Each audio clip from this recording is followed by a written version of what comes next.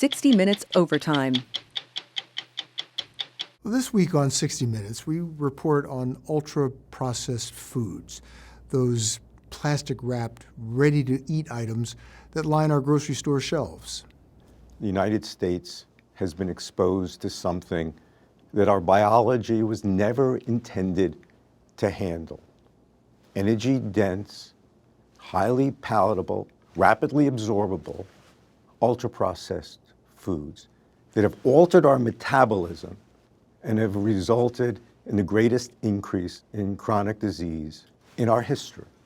Type 2 diabetes, prediabetes, hypertension, abnormal lipids, fatty liver, heart attacks, stroke, heart failure.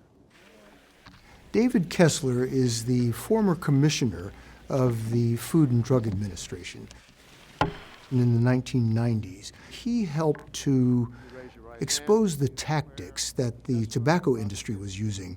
David Kessler is now turning his attention to ultra-processed foods with highly processed ingredients like corn syrup and maltodextrin that Kessler says are making us sick and making us eat more.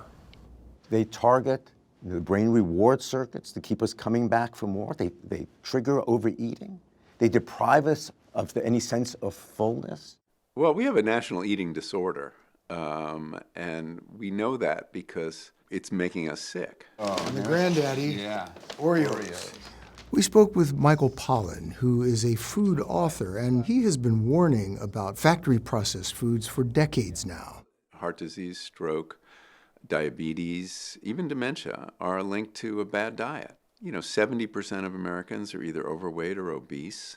So it seems pretty clear there's something wrong with the way we eat. And all of those diseases you mentioned can be tied into our diet? Yes, they can. And there's a very interesting recent study that addresses this.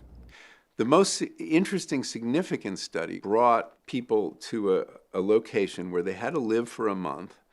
And for 2 weeks, people had ultra-processed food. They could have as much as they wanted, and the other group could have whole foods. And what he found is after 2 weeks, the people on the ultra-processed food, they were eating 500 more calories a day. He hypothesized that it's energy dense. Every bite, you're getting a lot more calories. Pollan told us that many of these foods have been stripped of fiber, which makes us not feel so full and want to eat more. There's a set of nutrients we evolved to love. Sugar is a great example. It's quick energy. So we evolved to seek it out and to love it. And as long as it was rare and special, it wasn't a problem.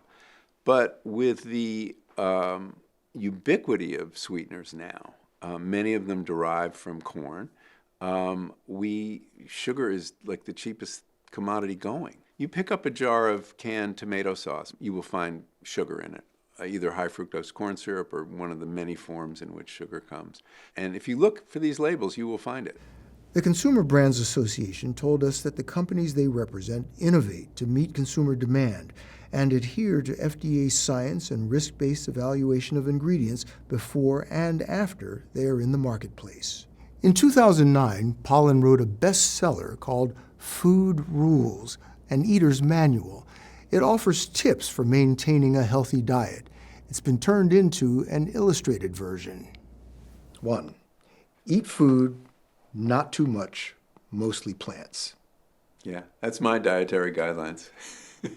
Short, and I wouldn't pithy, change. I wouldn't change anything. If you can't pronounce the ingredients, it's not food. Yeah, something a third grader couldn't pronounce. Right. Don't eat anything you see advertised on television. Yeah. So the Really? real food doesn't have a budget. Broccoli doesn't have an ad budget, whereas PepsiCo or Frito-Lay, they have these huge ad budgets.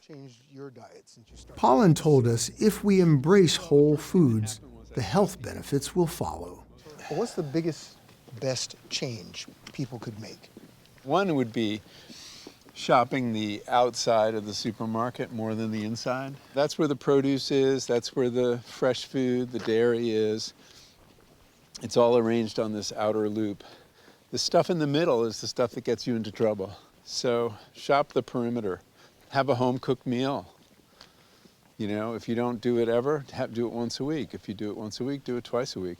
A big question mark for many people is that these foods are just so convenient. You're able to feed your family for not so much money, and it's easy to prepare. So asking people to give these up is a big ask. We have to make healthy food more affordable, without question. And how do we do that? Well, we have to figure out a way to subsidize the healthiest calories coming off of the farm, and we should have a food policy. Does it contribute to the health of our population? Does it contribute to the health of the environment? If it doesn't, it's a bad policy. If it simply makes food cheap, but it achieves none of those other goals, it's totally inadequate.